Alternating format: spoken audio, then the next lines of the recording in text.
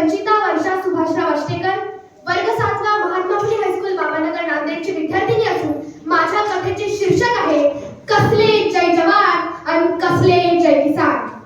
रुंजेवाडी गाव तसं मायरानानं वेढलेलं. रुंजेवाडी गाव शेतावरच अवलंबून होतं. गावात आजच्या काळातही म्हाताऱ्या मोताऱ्या माणसांची देखभाल आपापली पोरं नीट करायची. या गावाला तसा वृद्धाश्रम हा शब्दच माहीत नव्हता. अनेक जाती धर्माचे लोक मिळून मिसळून राहत असत.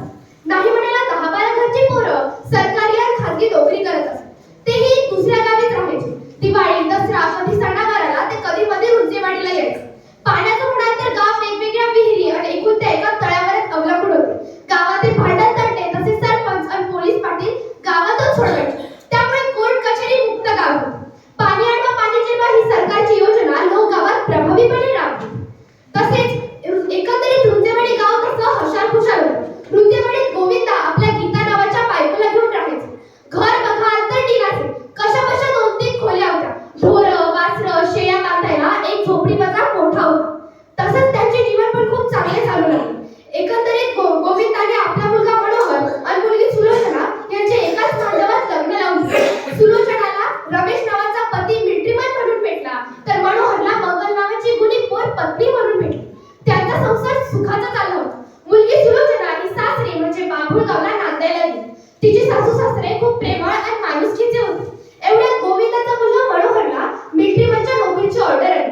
कारण मनोहर पोलीस, CRPF, SRPF आणि मिलिटरीमनच्या परीक्षेची 2 वर्षापासून तयारी करीत होता.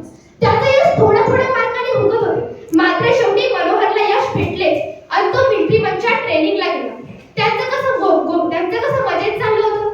गोविंदाच्या घरात आनंदाचे वातावरण पसरले. मनोहरच्या वडिलांना आईला वाटले आता आपले गरिबीचे दिवस संपले. एकदाचे देवाने आपल्याकडे डोळे उघडून बघले म्हणून सगळे आनंदून गेले. गोविंदा आणि त्याची बायको गीता यांनी देवाला बोललेला नवसही फेडून आणला. त्यांचं खूप छान चाललं होतं. पुढे मरावे तर फक्त शेतकऱ्याने आणि मरावे तर फक्त सीमेवरील सैनिकाने. ते भारत मातेचे आपल्या सीमेवर आपले प्राण तळहाता बनवून आपल्या सीमेचे अहोरात्र रक्षण करतात. ते आम्ही शांतपणे झोपू शकतो.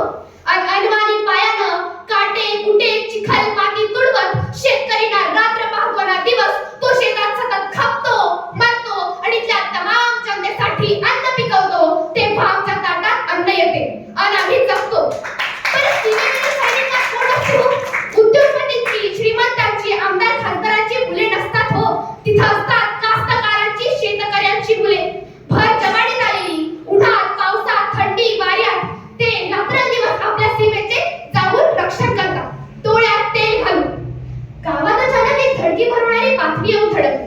आपल्या गावातील सीमेवर लढणाऱ्या मनोहरच्या अंगात अनेक गोळ्या लागून मनोहरचा सीमेवरच अंत झाला. त्याच्या अंगात 5 गोळ्या लागल्या होत्या. त्याला वीरमरण आले होते. ही दुःखाची बातमी वडील गोविंदा आणि आई गीताबाईला तसेच पत्नी मंगलला कळताच आरडाओरडा सुरू झाला. गोविंदाला काहीच कळत नव्हते. गोविंदाला वाटले आपल्याला सुळावर अडकवून आपल्या अंगात खिळे ठोकल्यागत गोविंदाला झाले. तेव्हा तू आम्हाला मारायचा होतास र. परतच्या काळाच्या घडाला मनोहरला वाचवायचा होतास र म्हणून गोविंदाने हंबरडा फोडला. तसेच गीता